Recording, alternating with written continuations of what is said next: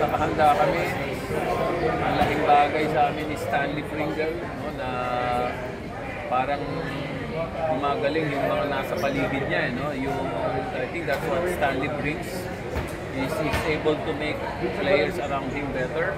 And he can also mentor our younger guards. Yung mga bata naming mga gwardiya, maraming matututunan sa kanya. And then, we have a closer. We have a lot of games.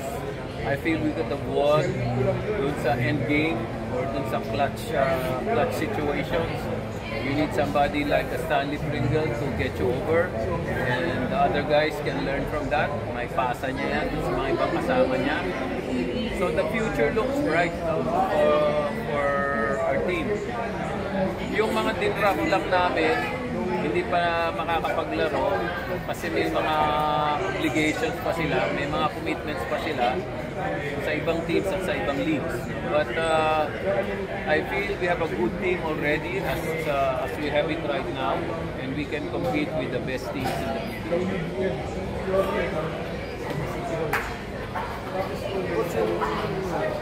Gusto naman yung progression. Talaga nagdala sa'yo last year.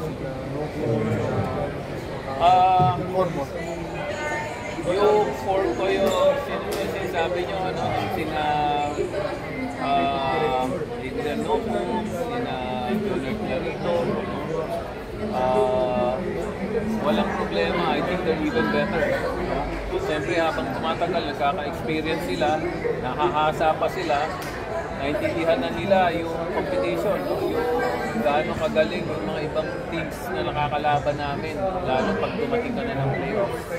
I think that experience gives them a better understanding, no, of what it takes to be able to play at a higher level. So itong mga to, lalong sumisipag sa practice, lalo silang nagiging mas matalino, yung IQ nila siguro nag-improve. May konting setback lang kami kay Sandy, no? Sandy Santillan, yung last tune-up game namin sa Meralco, sa Isabela, nagkaroon siya ng MCL tear, but it's not serious. No, but baka hindi siya umabot sa opening day. No? But I think after 2 or 3 games makakalaro na si Sam. Sir, may bagong team captain kayo si Mamo. Talk about yung trust na binibigay sa kanya, especially medyo bata pa rin si Mamo compared to the tradition naman namin sa team namin, no, we're a democracy, no? So every year we elect a team captain, whoever the team feels can lead them.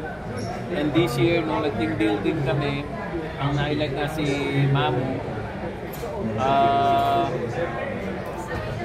It's the younger generation now, no, that's taking over. Kasi si Bo at saka si Gabe nag-giveaway na sa sinabi nila na kailangan ipasa na nila yung torch dun sa mga younger generation. So hindi na sila nag-participate or they abstained or they recused themselves, no, from being elected. So napasa na rin sa mga bata. Ang napili nila ay si Gian Mabuyak, and then ang assistant team captain namin si Gaylan. So ito yung mga bagong dugo, bagong breed ng mga players. And we trust in them just like their teammates trust in them. Si Mamo naman dati nang naging team captain niya ng Ateneo. Yun nga lang yung time na natalo sila sa championship. Pero hindi naman siguro ganun mangyayari sa amin. Pero the mere fact na naipasa na yung torch dun sa mga bata, that means itong generation na to, itong grupo na to, they're willing to take on the challenge, and they will face that challenge head on. Coach, do you feel like mukhang mahirap din yung magiging path to return to the semifinals with the way Convergence improve and the other teams as well?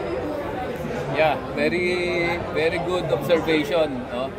Alam natin yung mga malalakas na teams, malakas na eh, no? yung mga nasa middle tier na teams lalong lumakas. No? We're talking about Converge, we're talking about Blackwater, we're talking about Phoenix and Northport, no? Even Meralco. No? So, mas mahirap talaga. Mas mahirap talaga na makabalik ka ng kahit semifinals lang. We recognize that. But that's really part of the journey and the challenge. Hindi naman pwede na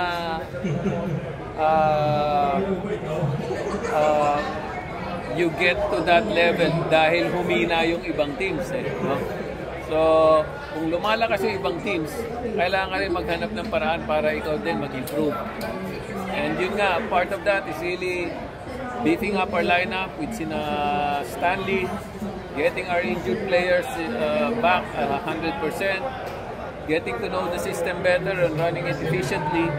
Kasi yung mga iba, talagang game changers yung mga ano nila, no? Yung mga dinagdag nila sa team. No? Mga yung masasabi natin high impact na players. So, we have to step up to the challenge. Mas mahirap, pero ang tingin ko kaya pa rin.